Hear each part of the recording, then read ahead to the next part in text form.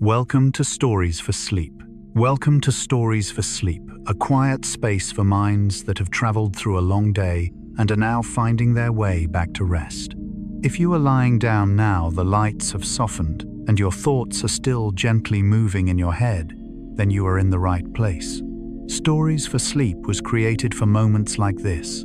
No noise, no rush, just stories and gentle truths told slowly, so your mind can lower its pace and your body is allowed to rest. Here we are not trying to fall asleep faster. We are learning how to feel safer as we let ourselves drift into sleep. In today's video, the theme we will enter together is the most relaxing truths about memory that help you sleep more easily. Memory is often seen as the reason we lie awake, the past, old images, repeated thoughts. But from a deeper perspective, memory is not an intruder to sleep. It is simply looking for a quiet enough space to be reorganized. When you understand that the brain does not need to be controlled, only reassured, everything begins to slow down. Memories soften, breathing deepens, and sleep arrives not as a goal to achieve, but as a natural result. If content like this helps you relax more easily each night, you can subscribe to Stories for Sleep and turn on notifications. Each video is a new whisper created to accompany you before sleep. For now, you don't need to do anything else. Just listen. And we will begin very slowly. Before you close your eyes, there may still be fragments of today lingering in your mind. A sentence you didn't answer, something you did but not quite completely, or simply the feeling that your mind is still active even though your body is tired. You lie there in familiar darkness, and memory, like small waves, continues to quietly touch the shore of consciousness. We often think of memory as something that must be controlled: remember better, forget faster, keep what matters and discard the rest. But the more we try, the farther sleep seems to move away. The more we attempt to clean up the mind, the louder it becomes. Perhaps the problem is not that you remember too much, but how you are looking at your memories. From the perspective of Carl Gustav Jung, memory is not a cold storage room in the brain. It is a living presence carrying emotions, symbols, and unheard parts of the unconscious. Many memories do not return to disturb us. They return to be seen, to be acknowledged, and then to gently withdraw. Like dreams, they do not arrive randomly. They arrive when we are calm enough to listen. This video is not meant to teach you how to remember better, nor does it ask you to analyze or deeply understand anything. This is a slow space, a gentle invitation to look at memory differently, with less tension, more kindness, and more sleep. You will discover soft truths about memory, that forgetting is not failure, that exhaustion can sometimes be a doorway, that sleep is not the absence of consciousness, but the place where memory is quietly reorganized. When you allow yourself not to remember, not to understand, not to fix, the brain begins to do what it has known how to do long before we learned how to worry. It connects, it releases, it heals in the quietest way. So in the next few minutes, you don't need to focus, you don't need to remember, just be here. Listen with a very soft part of yourself, the part that is still awake but no longer on guard. You may fall asleep halfway through. That is completely fine. An old thought may pass by. Let it come and let it go. This is a journey into memory, not to hold on to the past, but to allow your mind to rest. And when you are ready, we will begin, very slowly. Part 1. Memory. The quiet current that shapes who we are. Memory is often misunderstood as a storage room hidden deep within the brain, a place where old images are neatly arranged, numbered, and can be opened at any time when we need them. But if you have ever lain still at night, closed your eyes, and suddenly felt a familiar sensation rise, not quite an image, not quite a sound, you may have realized that memory does not function like a filing cabinet. It does not stay still. It flows. From a deeper view of the human mind, memory is a living current, always moving, always changing, always interacting with the present moment. Each time you remember something, you are not simply opening the past. You are recreating it with your present emotions, with where you now stand in life, with the person you have become. The past is not behind you. It is here very quietly in the way you react, in the choices you make, in what you fear and in what you long for. Memory is the invisible thread connecting what has been, what is, and what will be. It does not follow time like a clock. A single scent can carry you back to childhood in one breath. An old melody can make you feel smaller, more fragile, even while your body lies safely in the room you are in now. This is not confusion in the brain. It is memory, reminding you that human beings do not live in separate fragments, but in a continuous stream of experience. Because of this, memory does more than store events. It shapes who you are, how you love, how you protect yourself, how you trust or doubt the world. Many emotional reactions you think of as personality are in fact memory speaking. Not memory as clear images, but memory as sensation, a sense of not being safe, a feeling of being left behind, the belief that you must try harder to be accepted. These memories do not need words to exist. They live like climate inside your inner world. At a deeper level, memory is not only personal, it also carries traces of what you have inherited: patterns, fears, and beliefs passed through family, culture, and history. There are moments when you react strongly, even though you cannot recall any similar experience. In those moments, memory is no longer the story of me, but the echo of a deeper layer of the psyche, where human beings carry more than they consciously know. Yet memory does not only limit us, it is also the foundation of our abilities. You do not need to think about how to walk. You do not analyze every movement when you speak. These skills are held by memory, working quietly, so you can live without constant effort. Here, memory is like a devoted night watchman, working while you are unaware, so that during the day you can move more lightly. And then when night falls, when the outer world grows quiet, memory has a chance to appear more clearly. Not to disturb you, but because this is when deeper layers can surface without being drowned out by noise. Many people fear this moment, fear that when they lie still, old thoughts will return. But if you look with gentler eyes, you may see that memory does not come to trouble you. It comes because at last you have slowed down enough to listen. This opening part is not an invitation to analyze memory. On the contrary, it is an invitation to release. Release your body into the bed. Release the long day that has passed. Release the need to understand everything immediately. Memory does not need to be dissected. It needs to be held. And when it is held in a safe space, it knows how to settle on its own. In the journey ahead, you will not be asked to remember anything. You do not need to follow with effort. Simply let ideas flow like water. They may touch you or they may not. If something resonates within, let it be there. If not, that is fine too. Memory in the end is not meant to hold the past tightly. It exists to shape the present, and at night to prepare gently for a new day. Right now, you do not need to go anywhere. Just be here, and let the current continue very softly. There is something subtle about memory we rarely notice. It does not appear only in thought, but also lives in the body. A slight tightening in the chest when you hear a familiar phrase. A slowing heartbeat when you pass an old street. Before consciousness can name it, memory has already spoken through sensation. That is why many memories cannot be recalled by the mind. They can only be felt. When we say memory shapes identity, this does not mean you are trapped in what happened. On the contrary, it means human beings are always in dialogue with their past, whether they realize it or not.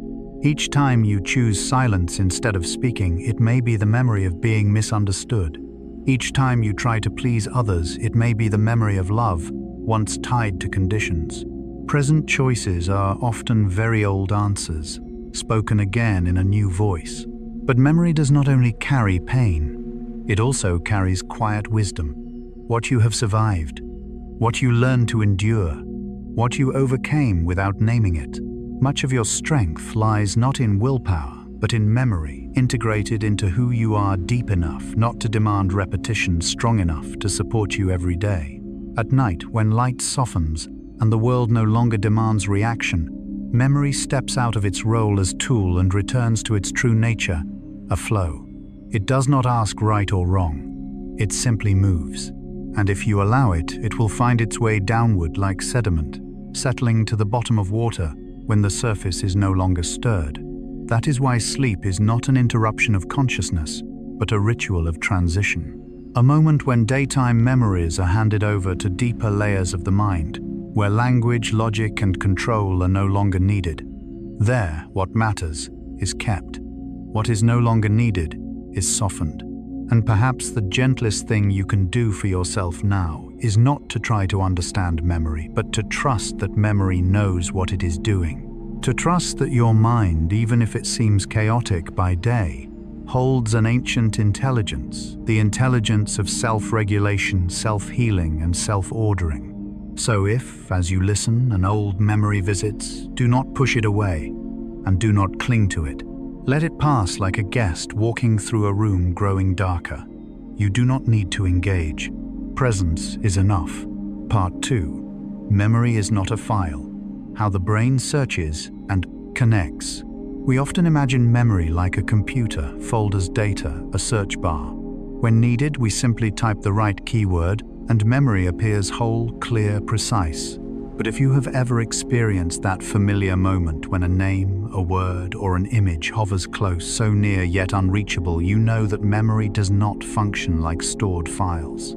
It lives differently, more softly, more elusively, and more humanly.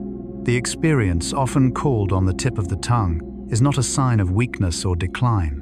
On the contrary, it shows memory at work. A part of the network has lit up. A door has opened slightly, but the path to the center is not yet fully connected. Memory, then, is like a dark room where a few lights are on, but not enough to reveal the whole space. You sense what you are searching for, but cannot yet name it. This reveals a gentle truth: the brain does not search in straight lines. It does not move from point A to point B in cold logic. Instead, it travels through a web of associations where meaning, emotion, image, sound, and context intertwine. A memory never stands alone. It exists through invisible threads, linking it to countless others. When you force yourself to remember, you ask the brain to walk a narrow path. But memory networks resist pressure. They open best when allowed. That is why answers often arrive when you have given up. When you turn away, step outside, lie down, and breathe more slowly. Suddenly, aha, everything connects. The aha moment is not magic. It is the result of a quiet process where the brain continues connecting backstage without conscious supervision. Fragments once separate a feeling, a faint image, an old sound find one another. And when they meet at the right intersection, the structure appears clear and gentle, as if it had always been there. Psychologically, this reflects a larger truth. We do not understand ourselves by direct interrogation, but by creating space for different parts of the mind to meet. Many important things in life, decisions, realizations, turning points, do not appear when we search tensely. They come when we are tired, when we release, when we stop controlling. Rest is not a delay of intelligence. Rest is its condition. When you change context, rhythm, or simply close your eyes, you allow the brain access to other paths not ruled by pressure. In sleep especially, the brain enters a different mode of connection, freer, more associative, less bound by linear logic. That is why many memories do not find you by day, but visit at night. Not to disturb, but to complete what was unfinished. What could not connect while awake finds its way when consciousness steps aside. Sleep in this sense is not shutdown. It is restructuring. If you are lying here listening and feel your mind sometimes empty, sometimes vague, know that this is not loss. It may be a network adjusting itself. Old roots closing briefly so new ones can form. Part 2 does not invite you to remember better. It invites you to trust more. Trust that your brain knows how to find its way even when you are not watching. Trust that vagueness is not memory's enemy, but the silence needed for pieces to find one another. Right now, you do not need to search for anything. If a memory wants to appear, it will. If not, that is perfectly fine. Sometimes the best way to remember is to allow yourself to forget for a moment.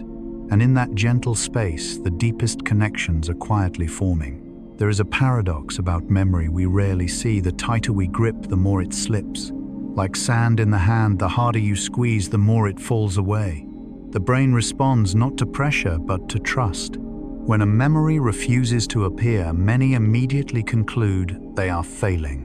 But often memory has not vanished, it simply has not found a safe path back.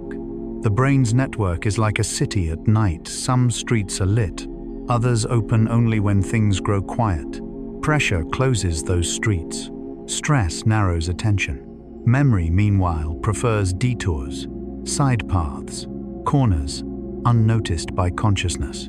That is why many important things appear only after we stop searching directly. You may have experienced this in the shower, on a walk, or drifting before sleep when a clear thought suddenly arrives. No effort, no logic, just a gentle knowing. That is when memory has finished its work without a guard at the door. Changing context is not only physical. Sometimes it is inner attitude, from demand to permission, from control to trust. Sleep is the deepest form of permission. When you sleep, you stop monitoring memory. No judging, no impatience, and then memory works most freely, sorting what is tangled, softening what is rigid, connecting pieces that missed each other by day.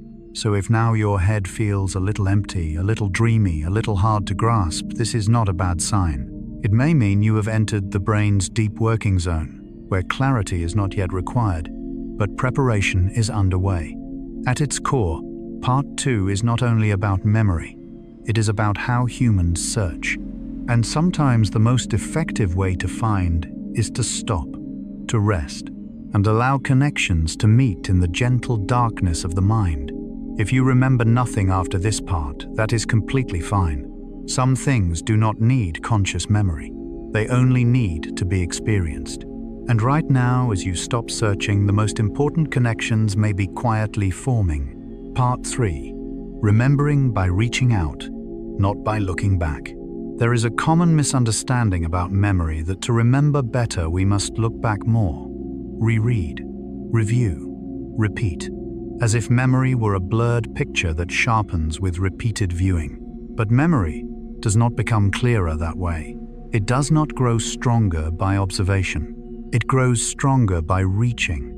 When you try to recall something yourself, even imperfectly, even awkwardly, the brain does something very different than when you simply reread information. It actively pulls memory from depth.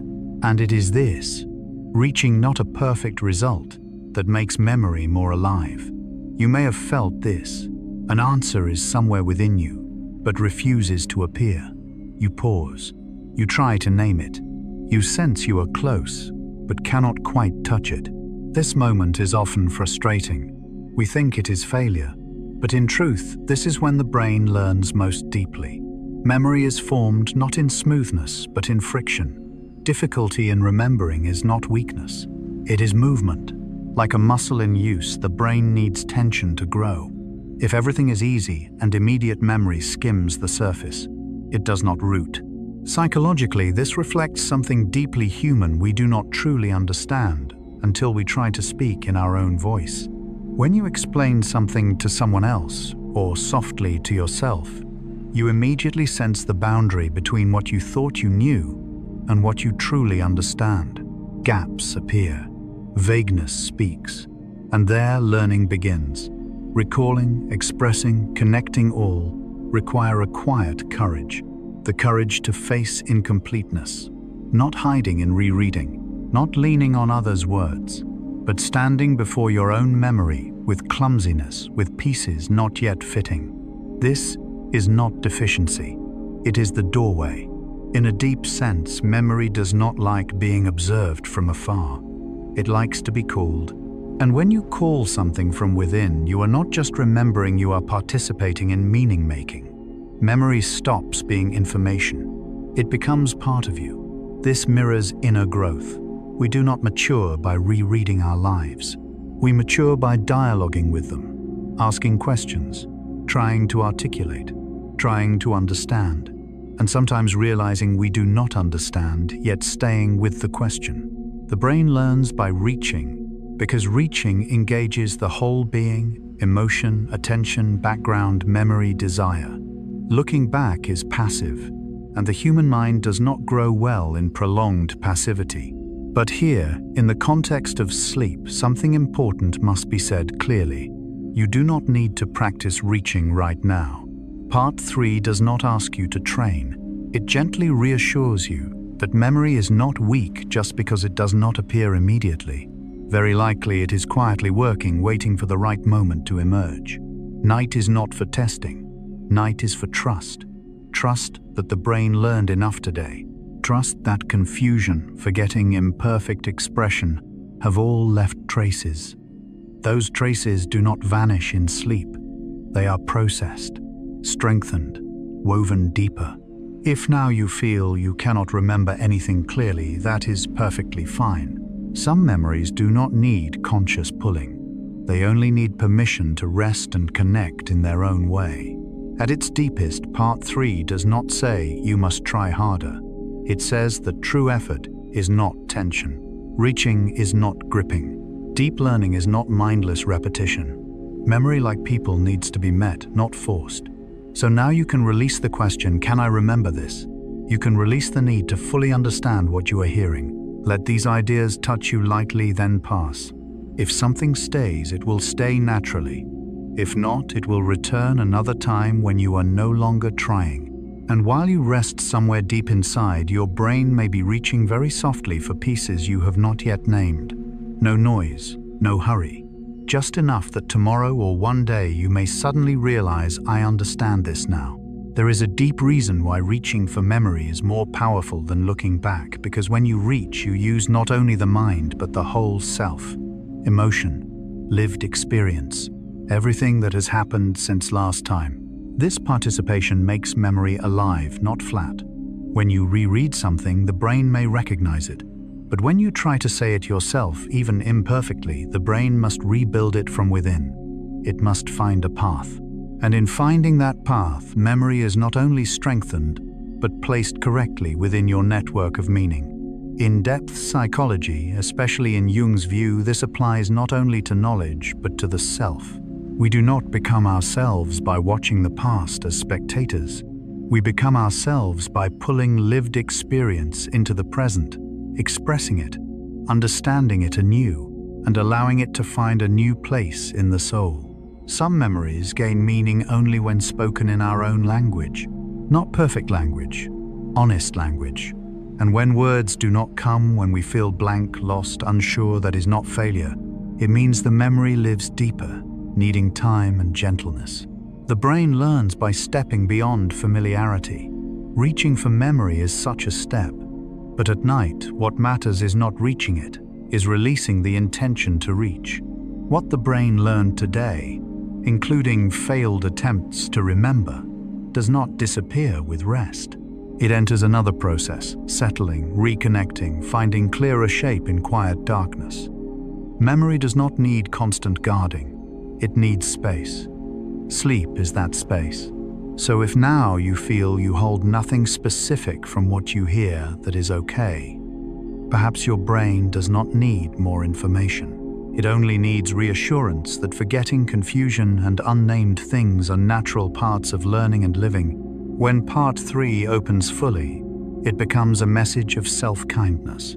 You do not need to be clear all the time. You do not need to remember perfectly. You do not need fluent expression. Some understanding arrives only after we allow ourselves to not understand for a long while. And right now, as you lie still, not reaching for anything, your brain may already be doing that, reaching quietly, steadily, without conscious witness. Pieces are being gathered, connections strengthened. You do not need to stay awake to see it happen. Part 4. Slowing down to remember deeply. Handwriting, rest, and sleep. In a world that is constantly moving fast, memory is often treated as something to keep up with. Learn faster. Remember more. Take in information continuously. But the human mind was not born to live at this pace. It does not blossom in haste. It needs pauses. And memory, when viewed with gentler eyes, has always been telling us this. Handwriting is one of the rare, slow acts that remain. When you hold a pen, there are no shortcuts, no copying, no speed. Each word requires you to pause long enough to decide, is this important?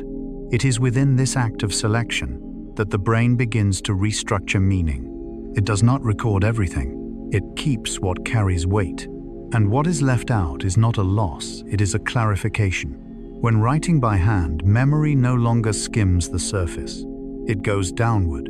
It finds its place within a deeper structure. What is written is not merely information, but the trace of a reflective process. And even if you never read those lines again, the act of writing has already completed its role. It has given memory a stable form. But writing is only a small part of a much larger picture, because memory is not formed only when we are awake.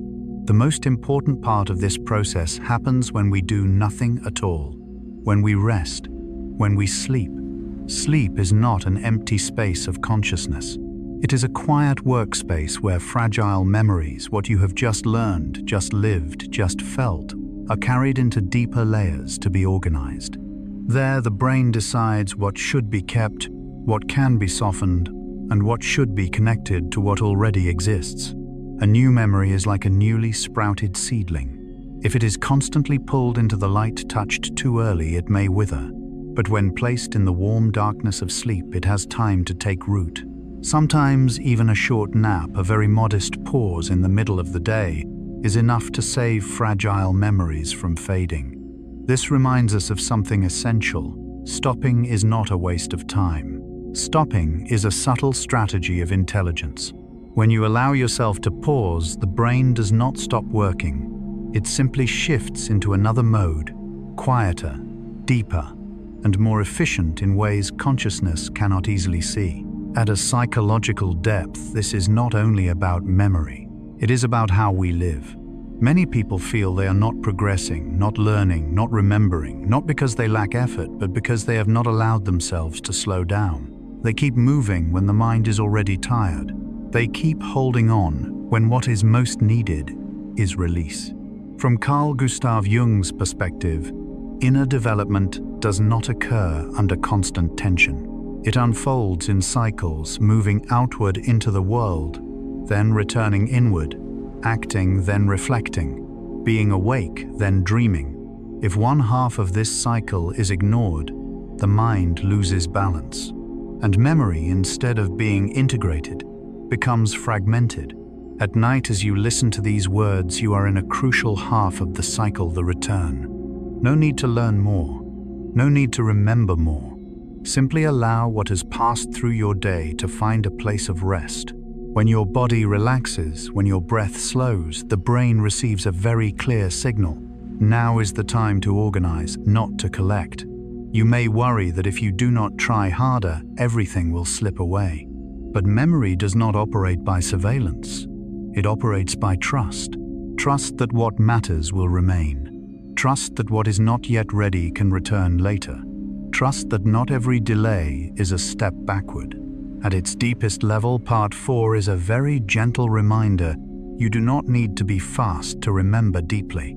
You do not need to stay alert to learn. Sometimes it is precisely in sleep, when you do nothing at all, that the mind performs its oldest and wisest work. So, if right now your eyelids grow heavy, your thoughts slow, and the boundary between listening and dreaming begins to blur, you are not missing anything. You are arriving exactly where memory needs you to be. From there, very softly and very deeply, what needs to stay will find its place. There is a quiet truth about memory we often forget. It does not like to be pushed forward. It prefers to linger, to stay with experience long enough to feel it, to stay with emotion deep enough to understand it, and sometimes to stay in silence to find its own shape. When we slow down, the brain does not become stagnant. It shifts into another layer of activity, more subtle, more selective. What is unnecessary begins to fade. What truly carries meaning begins to surface. Slowing down in this sense is like letting water settle. No intervention, no stirring, just time. Handwriting, rest, and sleep share one thing in common. They create rhythm, a rhythm slow enough for the mind to catch up with itself. Within this rhythm, memory is no longer pulled by new information. It can return, reconsider its place, and decide whether it wishes to stay long-term. Many things you think you have forgotten are simply not yet stabilized. They are like small stones resting briefly on the surface of water. They need time to sink. Sleep is the moment when the water becomes still enough for that to happen. Even short, fleeting moments of rest carry this power. A pause during the day, closing your eyes without purpose, allowing yourself to take in nothing more. These moments tell the brain there is enough now, and when nothing more is needed, the brain begins to deepen what is already there. Psychologically, this mirrors how we grow. We do not mature by endlessly accumulating. We mature by digesting experience. Just as the body cannot digest while running, the mind cannot integrate while being forced to stay constantly alert. In Jung's spirit, inner growth requires nights, periods of withdrawal, ambiguity, and unclarity. These are not regressions. They are times when deeper contents are rearranged in preparation for more meaningful movement forward. When part 4 opens fully, it becomes a gentle permission. Permission to slow down without guilt, to rest without justification, to sleep without fear of missing something important. Because if something truly matters, memory will keep it. No guarding required, no repetition needed, no effort necessary right now. And if as you listen, sleepiness rises, thoughts thin out, and the boundary between waking and dreaming dissolves, this is the sign that your mind has understood it is time to slow down. From that place of slowness, memory no longer has to cling. It can settle, take root, and remain in the most sustainable way, quietly, ungrasped, just deep enough that one day you may notice you remember, not because you tried, but because you allowed. Part 5. The body influences memory more than we realize. We often think memory lives in the head, that it belongs to the brain, to thought, to what happens behind the forehead. But this is only half the story. The other half lives somewhere very close, very familiar, the body. The body does not merely carry memory. It is memory. And many things we think we do not remember are in fact remembered by the body in another way, quietly, silently, but persistently. When you walk slowly, especially in a quiet space, you may notice something. Subtle thoughts begin to flow more evenly. They no longer feel stuck. They no longer spiral. This is not coincidence. The rhythmic movement of walking sends a clear message to the nervous system. Everything is safe. And when the body feels safe, memory becomes more accessible. Walking is not just movement. It is a regulating ritual. The steady rhythm of steps lowers the nervous system's alertness, guiding the mind out of defensive mode. In that state, memory is no longer tightly locked. It can move, connect, and reorganize without tension blocking it.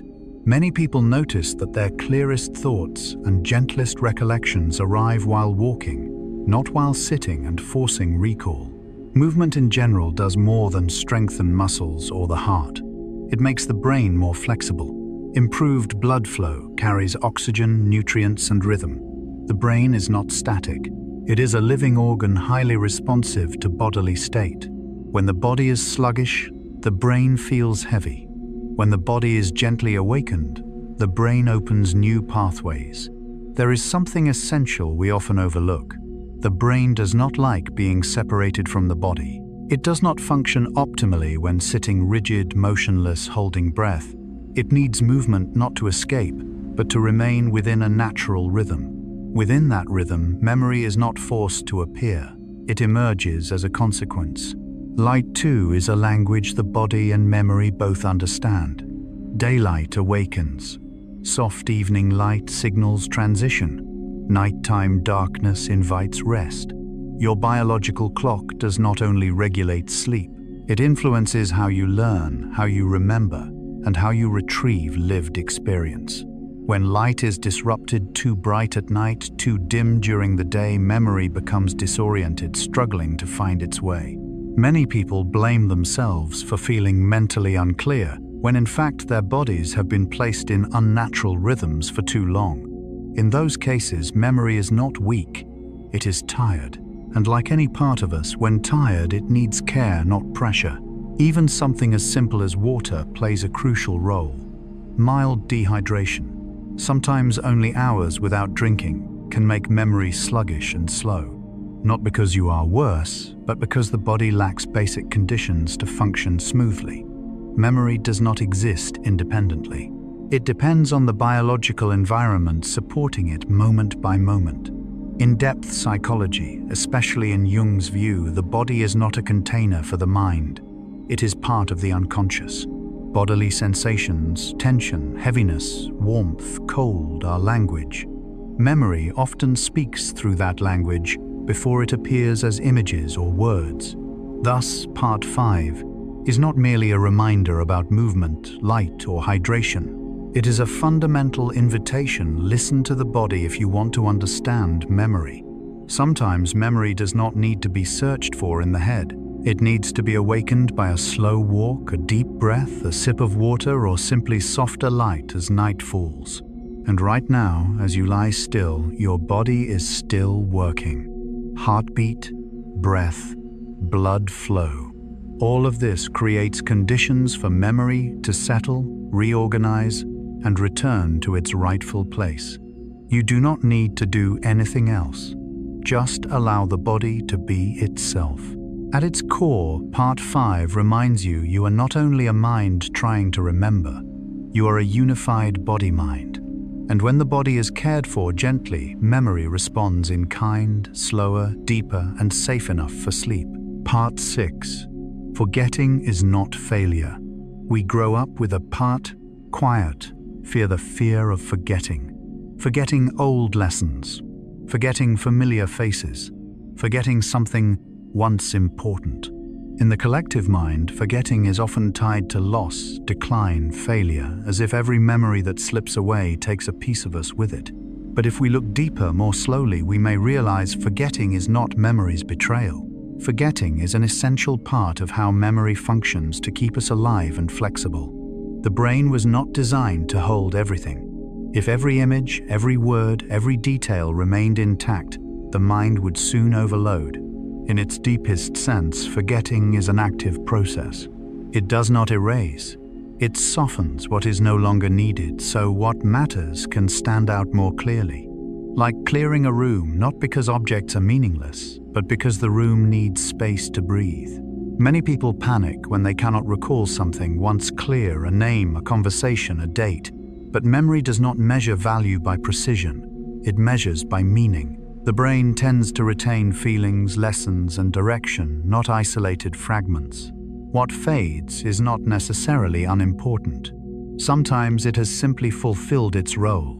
That pause, when remembering, when you know I once knew this but cannot reach it, is often seen as weakness. But it may be a sign of an ongoing process. Memory does not disappear in silence. It moves. It restructures. It rearranges pieces to fit who you are now, not who you once were. In-depth psychology, particularly in Jung's view, memory does not exist to preserve the past intact. It exists to serve individual development. Some things need to be remembered. Others need to be lightened, so we do not remain trapped in old images. Forgetting in this sense is not loss, it is making space. Think of pains, once sharp disappointments that once stole your breath. If all remained as vivid as day one, you could not move forward. Not remembering every detail does not make those experiences meaningless. On the contrary, it shows they have been integrated deeply enough to no longer demand constant presence.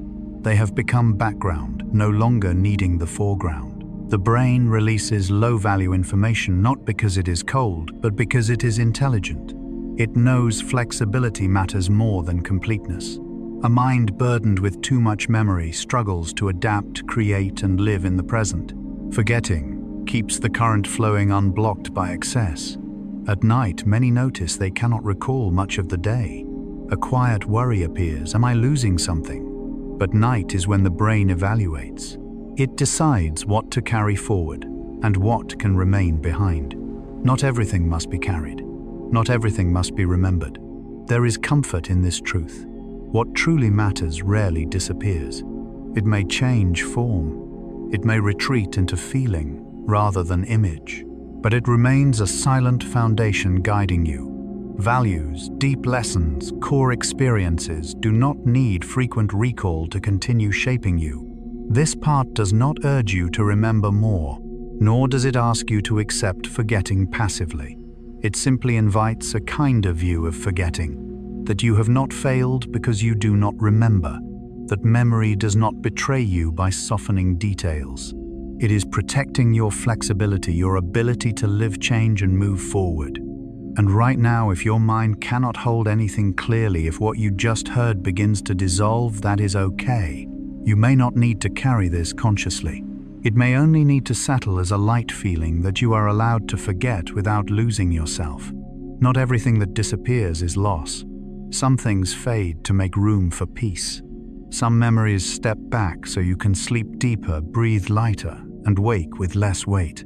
If something needs to return, memory will know how, in the right moment, in the right form, gently enough to receive. Forgetting is not only mental, it is emotional. Some things fade from image yet remain, as vague feelings, caution, trust, reflex. Memory does not vanish, it changes language. Many fear that forgetting details of relationships or hardships means losing parts of themselves. Often it means integration. When experience has been digested deeply, it no longer needs constant awareness. It becomes background, quietly shaping perception without pain. Memory gaps are not always holes. Sometimes they are rests. Like breathing, memory needs inhale and exhale. Holding everything suffocates. Releasing allows movement. At night, when you notice you cannot recall the day, the brain is asking quietly what truly needs to come with you tomorrow. Some things exist only for the moment, then are allowed to dissolve. Some memories leave consciousness to protect you from overload. Some details fade to soften emotion. Some things seem forgotten but return later when you are safe and ready to understand anew. In Jung's spirit, the unconscious is not a storage of mistakes. It is a self-regulating system. What leaves consciousness is not always bad. Sometimes it protects wholeness. At this depth, part 6 becomes permission. Permission not to remember everything and still be yourself. Permission to move forward without carrying the entire past. Permission to trust that what belongs to you will not disappear even if you cannot name it daily. If ideas drift now like mist, let them. They may only need to touch you lightly, then settle deeper. Not all forgetting is loss. Some is release. Some is the mind choosing a gentler way to live. Part 7. Memory. Senses, emotion, and context. Some memories do not need to be summoned. They do not appear when we try to remember, nor when we analyze. They return by another path, the path of the senses. A passing scent, an old melody, late afternoon light. And suddenly, without effort, an entire world returns. Memory rarely comes back like a complete film. It arrives as atmosphere, a feeling hard to name, a sudden tenderness, a sadness without clear source. In that moment, we do not just remember, we return to a former version of ourselves, if only for seconds. Scent has a direct route into memory. No detours, no explanation. Rain on warm earth, old wood, a familiar room. These scents do not tell stories. They open doors. Behind those doors, memory waits, unarranged, uncensored, raw, alive. Music is the same. A song can carry an entire life chapter, not just events, but how we once felt the world. When melody plays, memory does not arrive in fragments. It floods as emotion. Often what moves us is not lyrics, but who we were when we first heard it. Memory is stored not by topic or time, but by context, light, air, bodily sensation. When context aligns, memory opens without effort. That is why small details can unlock worlds. A phrase, a gesture, a color, they are keys. In Jung's view, memory is woven from deeper layers where emotion, symbol, and experience merge. Many memories never appear as clear images. They exist as inner states: safety, vigilance, longing. You may not recall events, but the body remembers the feeling. And when awakened by the right sense, that feeling can return more fully than any story. Memory lives not in the head alone. It lives throughout you. Night is especially suited for such returns. With softer light, quieter sound, the senses sharpen. Memory does not push. It appears. Many fear nighttime memories, but many come, not to harm, but to be felt once more, and then placed where they belong, not in foreground awareness, but in deeper calm. This part does not invite searching. It invites opening the senses gently. Listen, feel air on skin, notice scent, no naming, no interpreting. If memory comes, let it pass like wind. If not, that is fine. Some memories work in darkness. Memory is not an image archive. It is an emotional map. The senses are paths into that map. When you listen with your whole being, memory speaks softly, deeply, safe enough for sleep. Memory through senses does not require accuracy. Dates do not matter. Sequence does not matter. Feeling matters. That is why powerful memories often lack images. They exist as warmth, mist-like, sadness, familiarity without origin. Context frames memory invisibly. As context changes, retrieval changes. Memory is always in dialogue with the present. In Jungian depth psychology, memory is bound to symbol. A scent may symbolize safety. A song may symbolize loss or freedom. Symbols work without explanation. A small trigger can activate an entire network, like touching one thread and the whole web trembling. At night, with quieter senses, memory finds its way back, not to retell, but to be felt, then rest. Some memories want only recognition, not analysis. Understanding too much stiffens them. Allowing them as atmosphere softens them. At this depth, Part 7 whispers, trust what you feel, even when you cannot explain. The mind understands not only by reason, but by lived experience. Right now, lying still, a vague feeling may be present, neither happy nor sad, neither familiar nor strange. You do not need to define it. It may be memory returning in the gentlest way, not through image or word, but through the atmosphere of you. Part 8.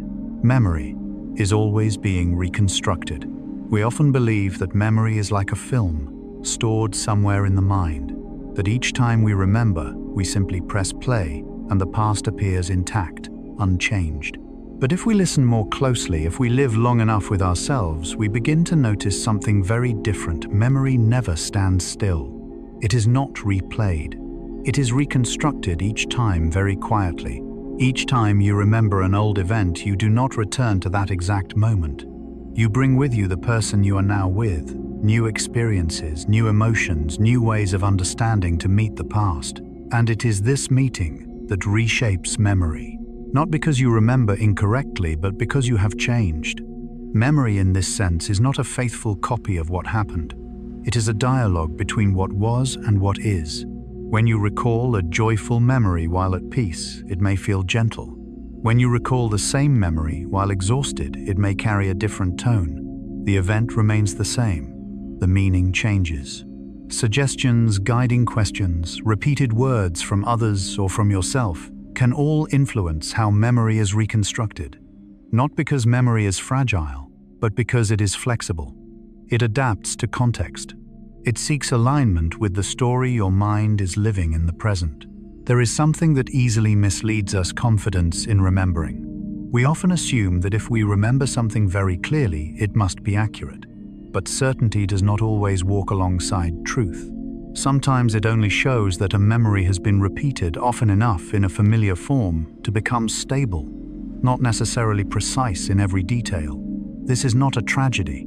On the contrary, it is deeply human. Memory does not exist to protect data.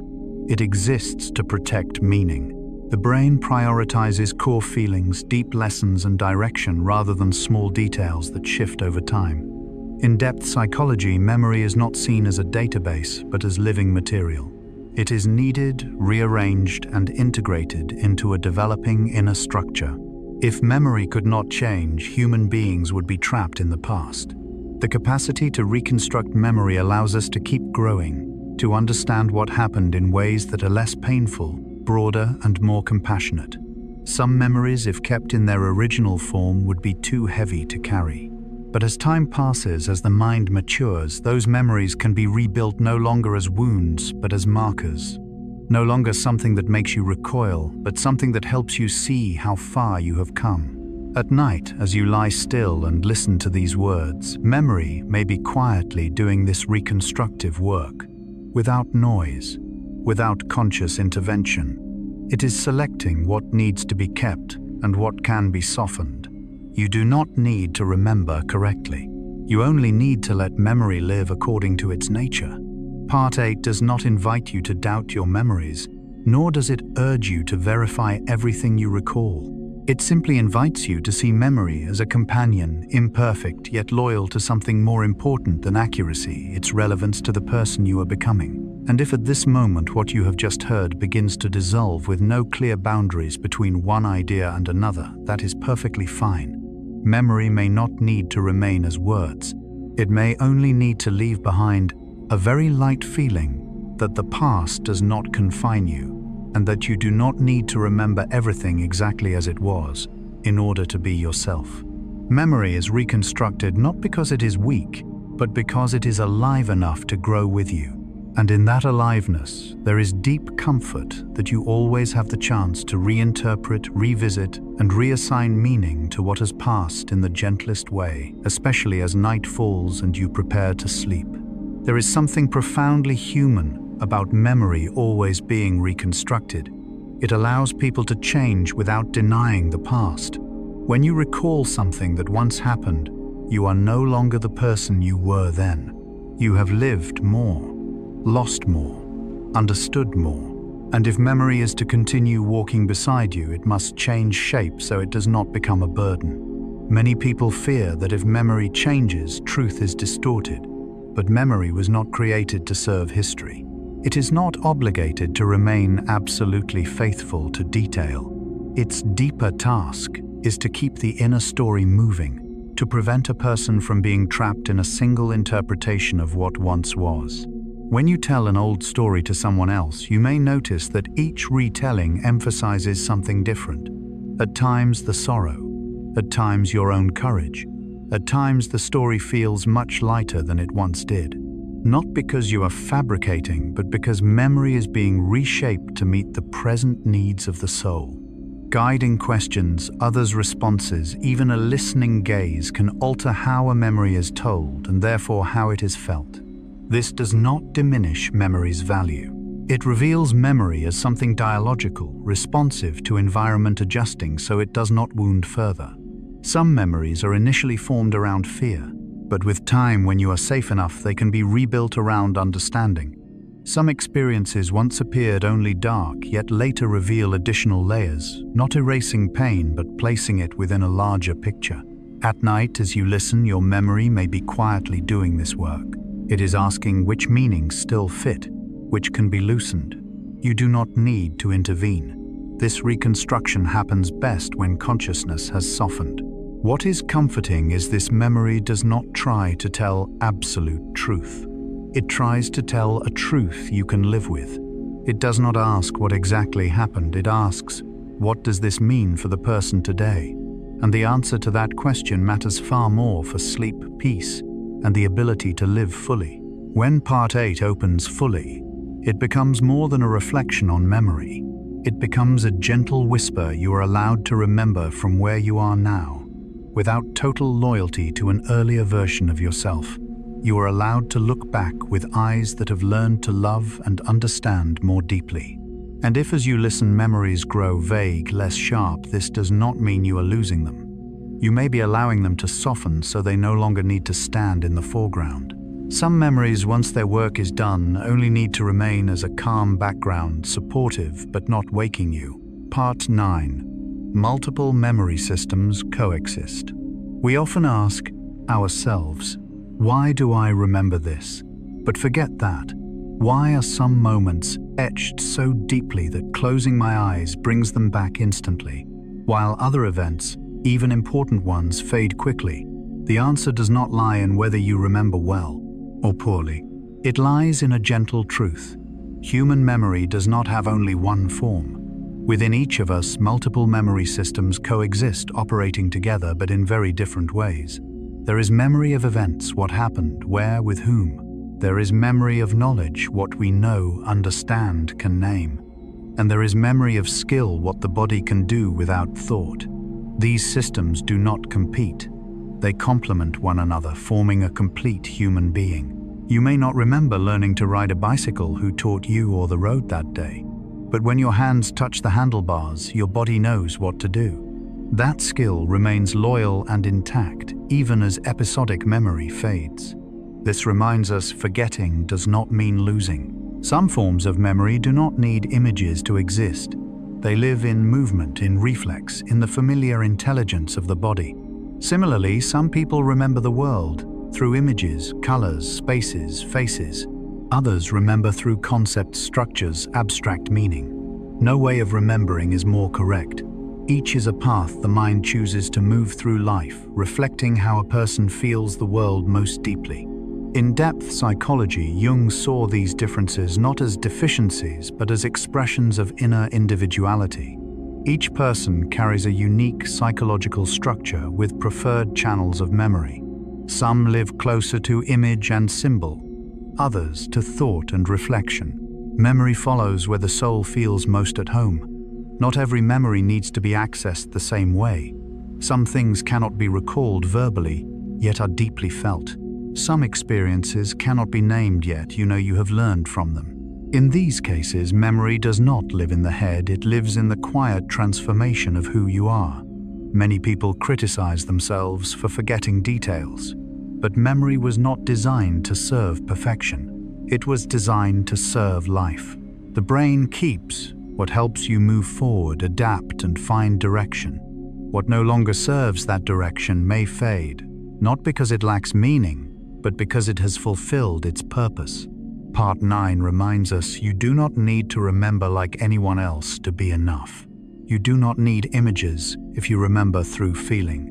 You do not need events if you remember the lesson. You do not need to name memory if it has become the way you live.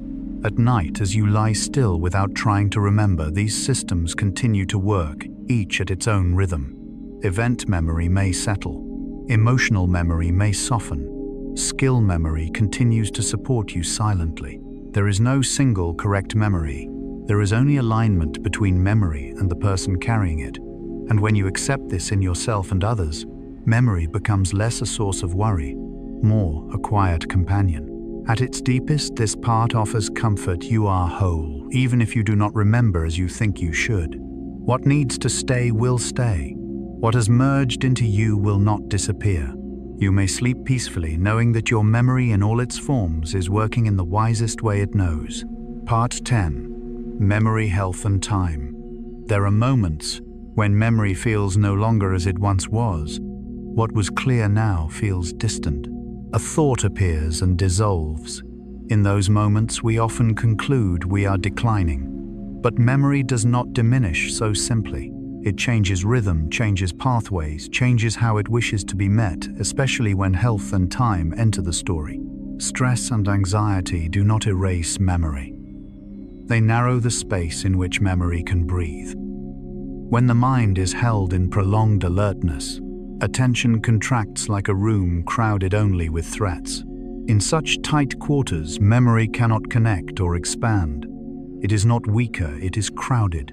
Many blame themselves during stressful periods, without seeing that the mind is doing something logical, prioritizing survival over storage. When anxiety dominates the brain, allocates energy to protecting the present, not opening the past. When tension softens, memory often returns without being forced. Poor sleep, chronic pain, or physical injury also leave deep marks on memory, not by stealing it, but by disrupting its rhythm. Memory needs cycles, waking and resting, experiencing and integrating. When rhythm is broken, memory becomes fragmented. This does not reflect your worth or inner depth. It simply means your body is carrying too much at once. And memory, loyal to body and mind, steps back to avoid overload. Time brings another change, aging. Many fear aging equals memory loss. In truth, time often slows access rather than erasing meaning. What once surfaced quickly now needs a pause, a breath, a moment of quiet. In this slowness, there is beauty. Memory becomes more selective. Details may fade, but core elements often remain: values, love lessons embedded in living. With age, memory is sought differently. In youth, through images and timelines. Later, through feeling and understanding, recognizing how the past led here. In Jung's view, time is not memory's enemy, but its partner. It strips noise from meaning. It simplifies without impoverishing. Part 10 does not deny real difficulties health and time bring. It invites a gentler lens. Remembering more slowly is not remembering less. Not naming everything does not mean losing it. At night, as you rest, memory works at its own pace, the pace suited to your body and your time. You do not need to pull it back. You only need to let it be. You may wake without recalling these words, but perhaps with a lighter feeling, less self-blame. If so, memory has done its work. Memory does not fight time. It walks with it. And along that path, it learns to keep what matters most, the feeling of being yourself through each phase of life. Memory is loyal to your state of living. It mirrors how you breathe, sleep, endure, and heal.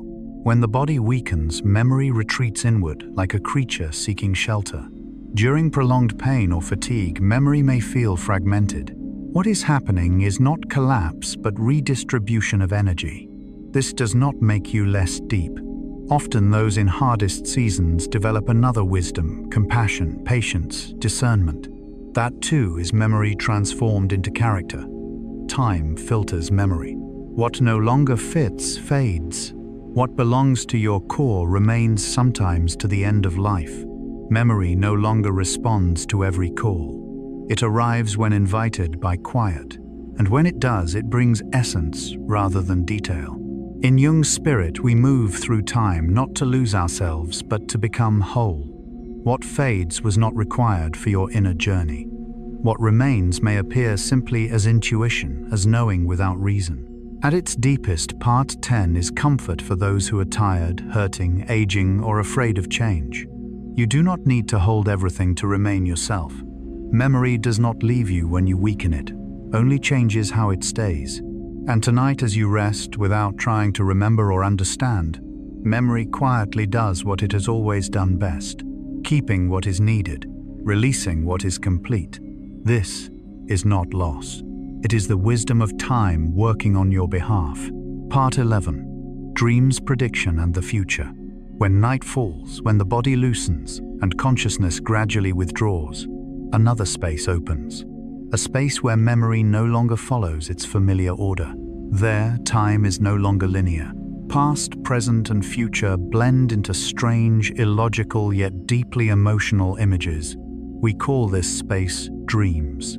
Dreams are not random stories the brain invents for amusement. They are places where memory is remixed, taken apart from its old forms, and recombined in new ways. A familiar face may appear in a context that never happened. An old emotion may attach itself to an entirely different image. And within this blending, memory no longer speaks only of what has been, it begins to gesture toward what is coming. The brain does not use memory only to look backward. It uses memory to predict. Every experience you have lived becomes data for quiet projections about the future. What is safe? What is dangerous? What should be avoided? What is worth moving toward? When you dream, the brain is testing these predictions in a risk-free space, a space without real consequences, yet full of real emotion. In Jung's view, dreams are the voice of the unconscious, not to predict the future in a superstitious sense, but to prepare the psyche for possibilities ahead. Dreams allow a person to live through an emotion in advance, to face a conflict early, or to touch a new direction before they are ready to do so in waking life. What is especially interesting is this: imagination and memory use the same material. With the same images, sensations, and symbols stored in memory, the brain can return to the past or leap toward the future. When you imagine a future, you are not creating from nothing. You are reusing fragments of memory and arranging them into a new order. Thus, memory is not a force pulling you backward. It is the ground from which you step forward. Everything you have lived, joyful or painful, contributes to the predictive map the brain uses to guide action. And dreams are where that map is updated, revised, and tested. At night, when you sleep, you do not disconnect from the future. On the contrary, you enter a very ancient form of preparation. Memory reorganizes itself to answer questions you did not have time to ask during the day, not through words, not through logic, but through images, symbols, and feeling. You may not remember your dreams in the morning. That does not mean they did not work. Many dreams complete their task without needing to be remembered. They leave behind a residue, a subtle shift in feeling, a new intuition, a softening that is hard to explain. Part 11 does not invite you to analyze your dreams. It does not ask you to understand every image. It simply invites you to trust that your memory is not trapped in the past. It is quietly preparing you for tomorrow, for choices not yet made, for versions of yourself you have not yet met. And right now, as you listen, the boundary between waking and dreaming may already be blurring. Fragmented images may appear. Unnamed emotions may drift through. Let them be. This is the language memory uses to speak about the future. Unclear, illogical, but deeply truthful. Memory does not exist only to remember. It exists to guide. And in this quiet night, as you allow yourself to sleep, memory is doing what it has always done best, silently preparing the next steps while you rest. There is a gentle truth about dreams that we rarely consider. Dreams are not concerned with who you were, but with who you are becoming. Dream images are not organized according to old memory, but according to the movement of the soul. They select, bend, and combine memory in service of something approaching, even if you cannot yet name it. When the brain uses memory to predict the future, it does not seek a fixed script. It seeks possibility. It tests emotions in safe conditions.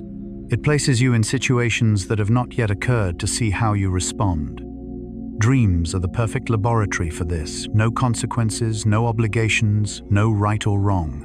Some dreams confuse us because they resemble nothing we have lived through. Yet if you look closely, every fragment is familiar.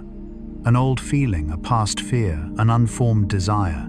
Only their arrangement is new. And that new arrangement reveals the mind experimenting with a different direction. Imagination, then, is not an escape from reality. It is a form of psychological preparation. When you imagine a future, you give the brain a chance to live inside it using known material. If that future feels tense, dreams may warn. If it carries hope, dreams may evoke a vague warmth. In Jung's spirit, dreams often have a compensatory function. If you are overly rational by day, dreams may be emotional. If you suppress by day, dreams may express. This is not to disturb you, but to maintain balance as you move toward new phases of life. Many judge dreams by whether they remember them, but dream memory does not need to be retained to have impact. Some dreams complete their task in the moment they occur. They reorganize memory, they adjust prediction, they soften unnamed anxieties, then they dissolve, leaving behind a new feeling upon waking. At night, as you surrender to sleep, you are not moving away from the future. You are entering the deepest stage of preparation for it, not through planning or thought, but through a subtle restructuring of memory and imagination. What you have lived becomes ground. What you do not yet know becomes openness. And between the two dreams do the work of connection. When part 11 opens fully, it whispers something deeply reassuring. You do not need to know where you are going to be going in the right direction. Your mind is already preparing in its own way. Dreams do not give clear answers. They give emotional readiness to receive answers when they arrive. And if right now, images slow, thoughts loosen, and sleepiness rises, let it happen. Memory may have already begun the work of dreaming even before sleep fully arrives. Part 12. Memory is a living organism. Looking back over the journey so far, perhaps the most important thing is not any specific piece of information, but the way memory itself now feels different. No longer a data store to be rigidly protected. No longer something that must be exact, complete, always available. Seen through a gentler lens, memory appears as a living organism, breathing, changing, adapting, growing, alongside the human being. A living organism is never perfect. It bears scars. It has blurred edges. It sheds and regenerates over time. And it is precisely this imperfection that gives memory its humanity. If memory were perfectly accurate and unchanging, we could not move forward. We would be frozen in earlier versions of ourselves, with no room for reinterpretation, forgiveness, or growth. Memory changes, not because it betrays the past, but because it is loyal to the present. It listens to who you are now, not who you once were, and reshapes itself accordingly. What must be kept to help you live it keeps. What is too heavy to carry forever, it lightens, not by erasing, but by transforming. In depth, psychology memory does not exist to testify for history. It exists to serve inner life. It helps you understand what you have passed through, not to remain there, but to know where you now stand. And once memory has fulfilled this orienting role, it willingly steps back, allowing the present to be lived more fully. Forgetting then is not failure. It is a protective function. It lightens you of unnecessary detail of stories already told enough times, of the need to keep turning back. Forgetting does not take away your identity. It removes excess weight you no longer need to carry. But remembering matters too, not everything, but what is essential. Values, direction, a deep inner sense of right and wrong. These memories rarely appear as clear images.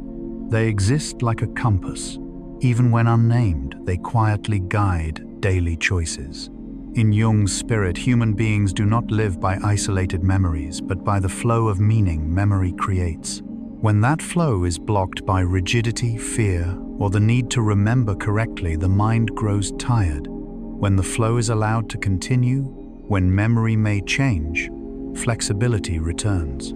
And now, as night deepens and thoughts begin to thin, Part 12 does not ask you to remember more. It invites you to let go. Let go of the need to fully understand. Let go of the question of whether you will remember. Memory does not need conscious surveillance to work. It needs trust. Sleep is not when memory stops working. It is when memory works most deeply, not through words or clear images, but through subtle connections between what has been lived and what is approaching. When you sleep, the brain does not erase today. It places today in its proper position within your larger story. If you wake tomorrow without remembering what you heard, that does not mean this journey was useless. Some things do not need conscious memory to create change. They only need to be experienced, then allowed to settle like seeds in dark soil. Part 12, as a gentle closing, reminds you memory is not a burden you must carry into sleep. It is a quiet companion that continues working while you rest. You do not need to control it. You do not need to fix it. You only need to allow it to live at its natural rhythm. So now you may loosen your thoughts. Let your eyelids grow heavy. Let your breath deepen. Let memory, that deeply human living organism, do what it has known how to do long before you organize, heal, and prepare for a new day, while you sleep peacefully. Perhaps the most comforting thing about seeing memory as a living organism is that it is no longer a duty. You do not have to remember enough correctly or beautifully. Memory does not demand absolute loyalty. It only asks that you live honestly in the present so it can adjust accordingly. A living organism changes shape when its environment changes. Memory does the same. When you feel safer, it softens. When you are exhausted, it retreats inward. When you are ready to face something, it may bring back an old story, not to hurt you, but to be seen through different eyes. Many carry a quiet fear that forgetting the past means losing oneself. But more often the opposite is true. Only when memory is allowed to forget some things does a person have space to continue living.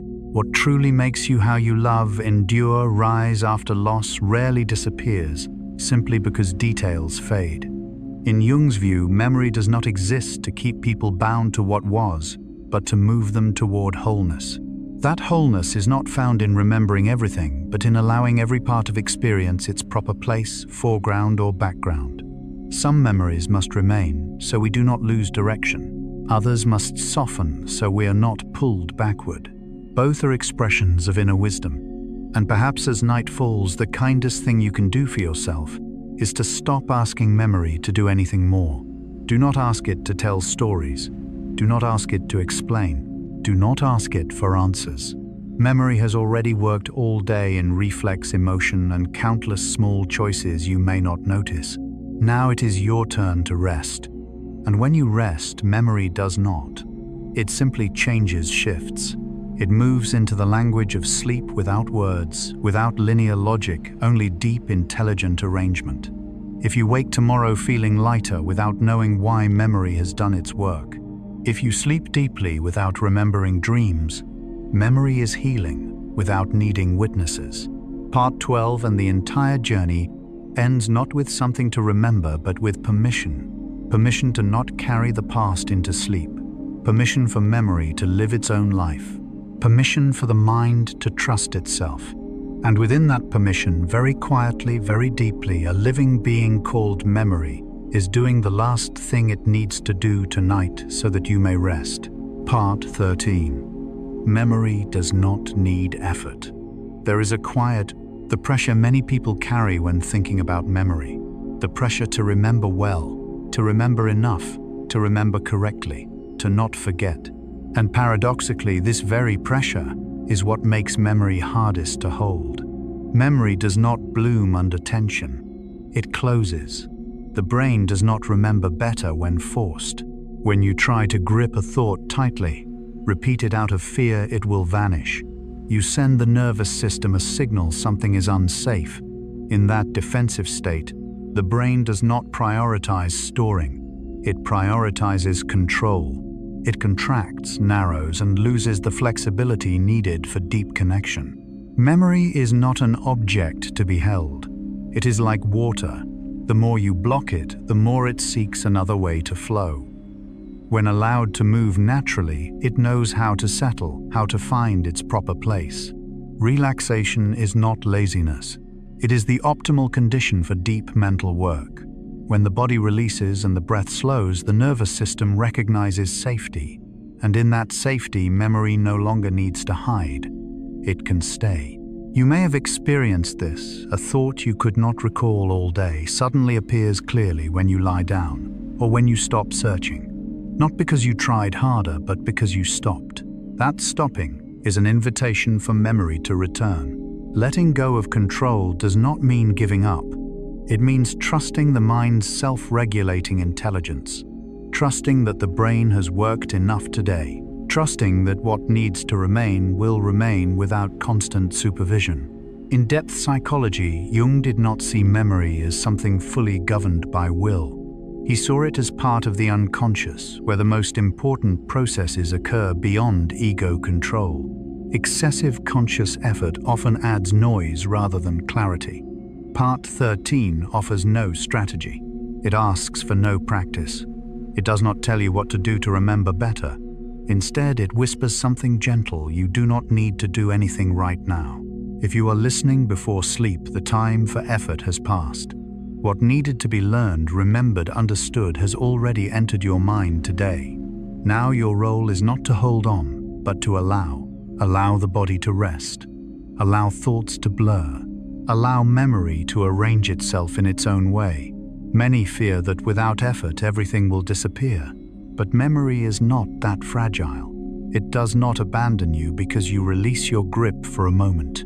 Often, it is precisely in those moments of release that memory finds its most stable form. Some memories need only to be lived, not consciously retained. Some understandings need only to settle, not be named. Some things, if forced, become rigid, but if left alone, integrate naturally into who you are. At its deepest, Part 13 is a gentle nighttime reminder. Your memory does not need tension to function. It needs safety. It needs slowness. It needs the sense that nothing is being demanded of it right now. So if you feel sleepy, if words drift without sticking, you are not missing anything. You may be doing exactly what is needed, letting the mind rest. When the mind rests, memory finds its place. No pushing, no interference, just a quiet night and a soft trust that you have done enough. Memory is often misunderstood as something that must be constantly trained and tested, but it is not a muscle strengthened by strain. It is more like a garden. It grows not by pulling plants upward, but by soil that is soft water, that is steady, and space that is calm. When effort dominates, the mind becomes crowded. Thoughts are scrutinized, feelings judged. Memory has nowhere to settle. When vigilance steps aside, memory can sink deeper, quietly unseen. Letting go of control is not neglect. It is returning the work to where it belongs. Consciousness excels at focus and decision. Deep memory works best when consciousness steps back. Perhaps you have felt this after a long day when thinking is exhausted. Clarity suddenly appears not in words but as a felt knowing. That too is memory integrated so deeply it no longer needs a name. At night, memory does not need direction. It does not need reminders. It only needs not to be disturbed. The kindest thing now is to stop managing the mind. Part 13, Fully Opened, offers a simple message that is difficult to practice. You do not need to become better right now. You do not need to remember more. You do not need to understand deeply. You do not need to keep what you heard. Some things, when held by effort, tire quickly. When held by relaxation, they stay. If you notice you can no longer follow every sentence, that is not failure. It is a sign your nervous system has entered rest mode. And in rest mode, memory works wisely, selecting, softening, arranging. Not everything you hear needs to go into tomorrow. Some things only need to accompany you into sleep, then dissolve like breath. When they dissolve, they do not disappear. They change form, becoming safety, lightness, depth. So if right now you feel there is nothing left to do, that is exactly where Part 13 leads you. A place without demands, without expectations. With the gentle permission to know your memory is fine, and so are you. Part 14. When the brain is tired, memory speaks in whispers. There is a kind of tiredness that is different from exhaustion. It is the tiredness that comes when the brain has worked long enough, hard enough, to the point where it no longer wants to argue, no longer wants to understand everything, no longer wants to prove anything at all. In that state, we often think we are becoming worse. But in truth, this is the moment when another door begins to open. Fatigue does not only reduce performance, it reduces noise. The sharp layers of daytime thinking begin to soften. Questions that demand constant answers slowly step back. And in that rare, quiet memory finds a chance to speak, not in words, but in the lightest sensations. By day, the brain works like a strict gatekeeper. It categorizes, evaluates, prioritizes, eliminates. It asks, is this useful? Is that necessary? But at night, when the brain grows tired, that gatekeeper leaves its post not out of neglect, but because another shift has begun. A shift of deep connection, of listening, of things that do not need to be right immediately. There are memories that never appear when you try to remember them. The more you chase them, the more they retreat. But when you stop searching, when you allow yourself to be tired, they arrive very softly. An incomplete image, a feeling without a source, a thin sadness, a warmth you cannot name. These memories do not like bright light. They prefer the gentle darkness of fatigue. In depth psychology, Jung did not see the tiredness of consciousness as failure. He saw it as the necessary condition for the unconscious to speak. When the ego no longer has the energy to control deeper contents, finally have space to surface, not loudly, not dramatically, just enough to be felt. The night brain works differently from the day brain. It no longer chases goals. It does not optimize. It wanders. And in those wanderings, memory is no longer forced to serve action. It is allowed to exist for its own sake, without reason, without application. Many people fear the moment when the brain becomes tired. They fear that without alertness, everything will fall into disorder. But in truth, this is precisely when the mind gains the opportunity to reorganize itself at the deepest level, not through logic, but through a sense of harmony, an ancient human logic. Part 14 does not advise you to dig into memory. It does not ask you to reflect on anything. Instead, it reminds you this is a time for listening, not analyzing. Listening to the body growing heavier, listening to the breath slowing, listening to thoughts passing without being held. Some things break when analyzed, but when listened to, they heal themselves. Memory is the same. When you try to understand it, you place it on an operating table. When you listen, you give it a seat beside you, without questioning, without interference. And in that quiet companionship, memory can tell its story in the way most suited tonight. No introduction, no conclusion, just a very soft whisper. Everything is enough for today. If right now you feel you can no longer follow the train of thought, if words begin to dissolve, if you cannot remember what you just heard, that is not loss. It is a sign that you have entered the nighttime working zone of the mind. Part 14 does not bring you new understanding. It brings you to a state where memory does not need to speak loudly, only to be present close enough to be felt far enough that you do not have to react. And when you allow this tiredness to stay, when you do not resist it, memory will find its own way to whisper what is most necessary, not so you remember, but so you can sleep peacefully.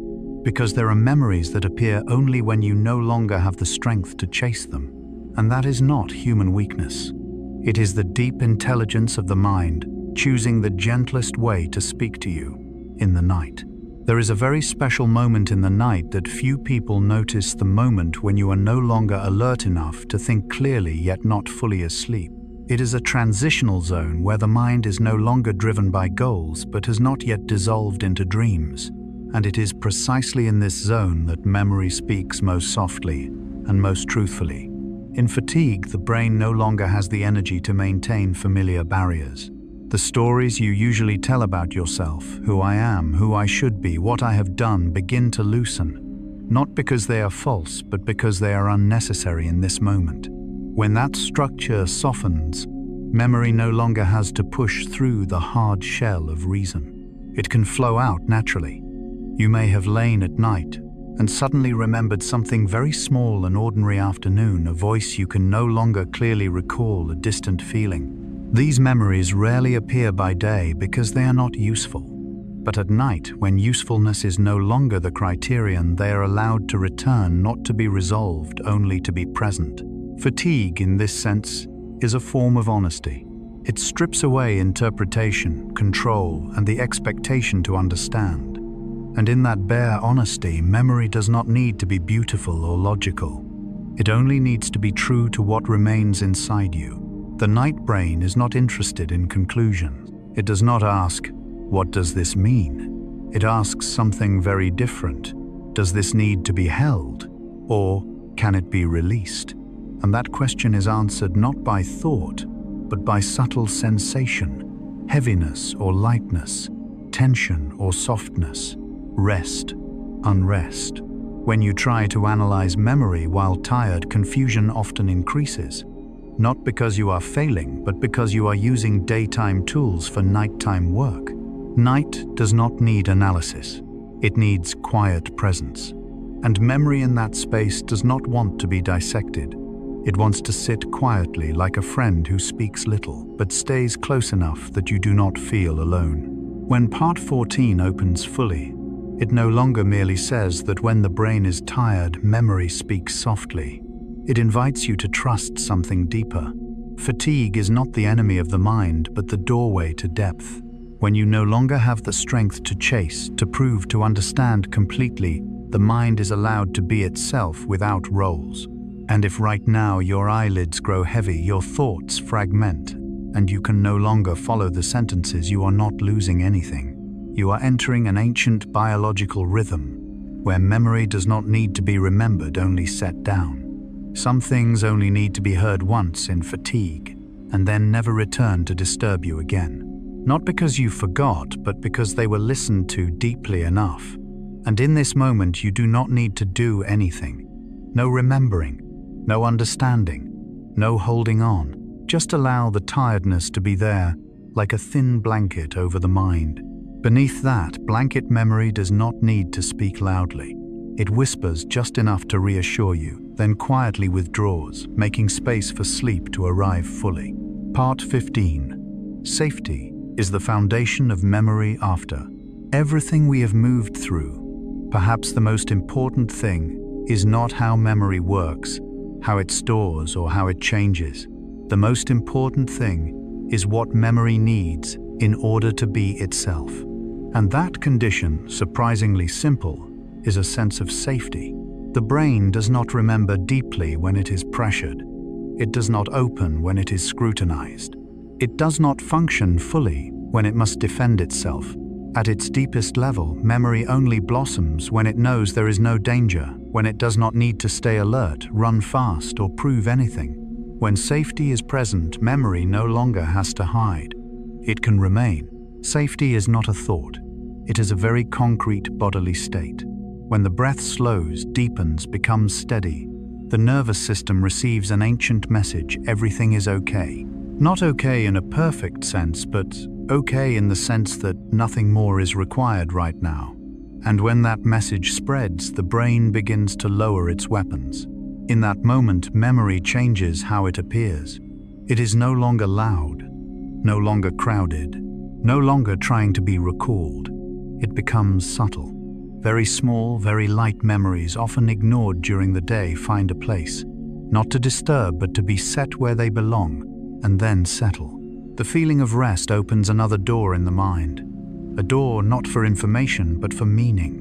What you have lived, endured, learned, even without remembering details, begins to merge into a single felt sense that you have been through enough that you may stop. In Jung's spirit, healing does not occur when people try to understand themselves rationally, but when they return to the body where the most primordial sense of safety resides.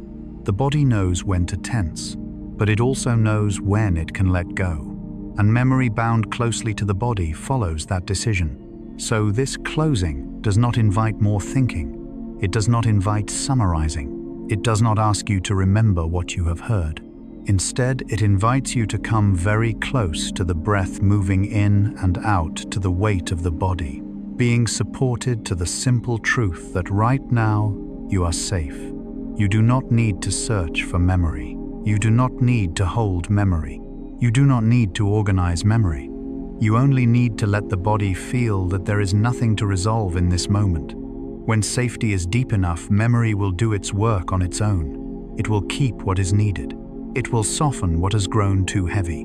It will release what no longer needs to be carried into sleep. Without your direction, without your checking, tomorrow you may not remember what you listened to, but you may wake with a feeling that is hard to name, a little lighter, a little gentler, a little less self-critical.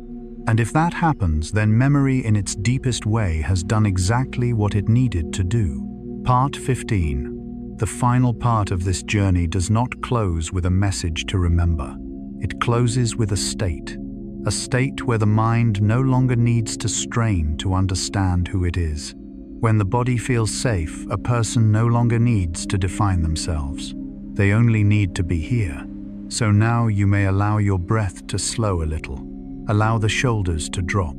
Allow the jaw to soften. Allow thoughts to dissolve like mist. Memory does not need you awake to work. It works best when you sleep. And in this very quiet sense of safety, you may let memory, that living, deeply human being, remain behind doing its work, while you rest completely. And now, as this journey gently closes, perhaps what matters most is not how much you remember, but how you feel. Perhaps thoughts have slowed. Perhaps the boundary between ideas has softened. Perhaps you no longer wish to grasp anything. If that is happening, you are not lost. You are exactly where you need to be. Throughout this journey, we did not try to remember. We did not try to understand completely. We did not try to fix memory or improve the mind. We did something very different from daytime habits. We listened to memory as a living being. Listened to the mind when it was no longer forced to perform, and listened to the body when it whispered it is time to rest. In the depth psychology, Carl Gustav Jung pointed toward wholeness does not come from controlling everything, but from allowing the deepest parts of oneself to speak. And those voices never come when we are tense. They come when we are safe, when we are not judged, when we are not pushed, when we do not need to become better right now. Memory is the same. It does not need guarding. It does not need reminders. It does not need your worry. What needs to stay will stay. What is complete will soften. And what is unfinished will find its way back, but only when you are safe enough to receive it. Now, you do not need to carry any thoughts with you. You do not need to remember each sentence. You do not need to hold on to a specific meaning. What needed to settle has settled. What needs to continue working will continue without conscious presence. Notice your breath if you are still awake. No need to change it. Just notice that each exhale is slightly longer. With each exhale, the body releases a little more. Shoulders softer, jaw lighter, forehead less tense. These small signs are the body saying, everything is okay. And when the body feels okay, the mind has no reason to stay awake. It can step back like a dimming light in a familiar room. In that light, memory does not need to appear clearly. It only needs to be set down in its proper place, so you do not have to carry it into sleep. Tomorrow, you may not remember what you heard. You may only remember a vague feeling that something gentle happened last night, and that is enough. Not everything needs to be consciously remembered to have meaning. Some things only need to be experienced, then leave a light trace in the way you sleep more deeply, breathe more slowly, and wake with less weight. If this journey has helped you feel a little safer, a little calmer, then you have given memory the best possible condition to work. Not through effort, but through permission. And before you drift fully into sleep, there is one small, quiet reminder, not something you must act on now, only something to remain with us in future nights. If these stories and whispers bring you peace, you may subscribe to Stories for Sleep. This helps the channel continue and helps you find these safe spaces whenever you need rest. No need to do it now if you are already sleepy. You can always return another time. These stories are not going anywhere. They are here waiting whenever night falls. For now, you do not need to listen anymore. You have listened enough. You have stayed long enough. You have done very well simply by being here and allowing yourself to slow down. Let your eyelids grow heavy. Let thoughts dissolve. Let memory work for you. Wishing you a deep sleep. A sleep that does not need beautiful dreams, only peace. And if in that sleep, memory whispers something very softly, let it pass like breath. Sleep well. Until we meet again in future stories here at Stories for Sleep.